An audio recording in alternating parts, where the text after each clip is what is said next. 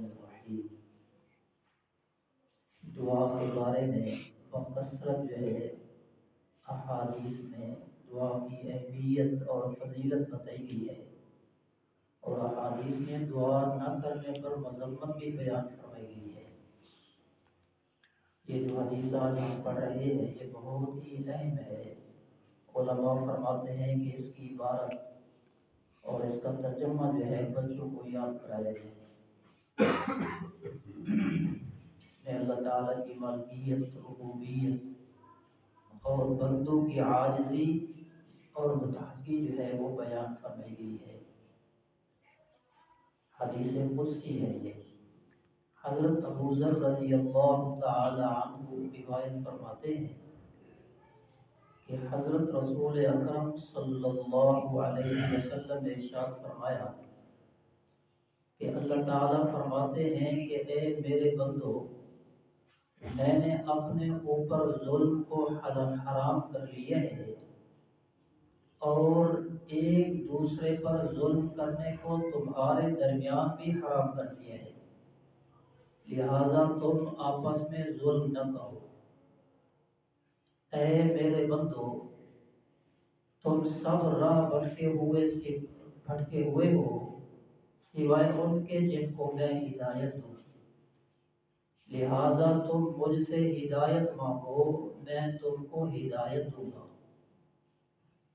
اے میرے بندو، تم سب بھوکے ہو سوائے ان کے جن کو میں کھلا دوں، لہذا تم مجھ سے کھانے کو مانگو، میں تم کو کھانے کے لیے دوں گا۔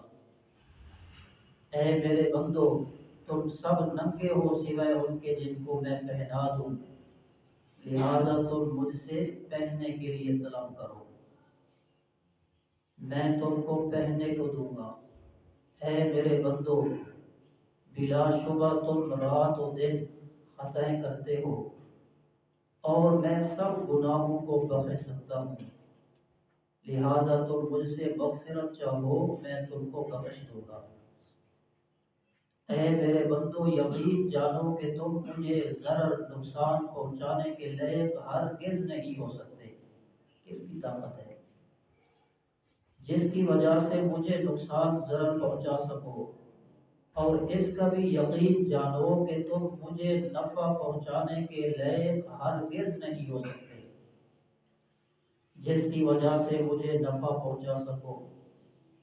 اے میرے بندو، اس میں شک نہیں کہ اگر تم سب اولین و آخرین انسان و جنات تم میں سے سب سے زیادہ متقی آدمی کے موافق اپنے دل بنا لو تو تم سب کا یہ تقویٰ میرے ملک میں میری بادشاہت میں ذرا بھی اضافہ نہیں کر سکے گا۔ اے میرے بندو، اگر تم سب اولین و آخرین انسان و جنات تم میں سب سے زیادہ گناہگار آدمی کے دل کے موافق اپنا دل بنا لو تو ان کا یہ گناہگار ہونا میرے ملک میں، میری بادشاہت میں، میری شان میں ذرا بھی کمی نہیں کر سکتا۔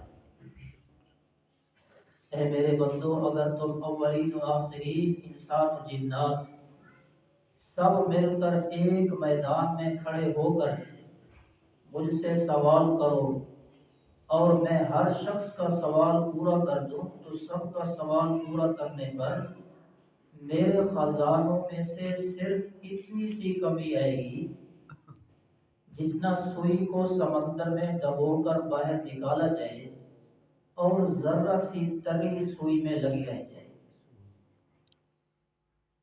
اے میرے بندو، تمہاری جزا سزا آخرت میں جو ہوگی وہ صرف تمہارے اعمال کے نتائج پر ہوگی۔ میں تمہارے اعمال کو محفوظ رکھتا ہوں، پھر پوری طرح تم کو ان کے بدلے دے دوں گا۔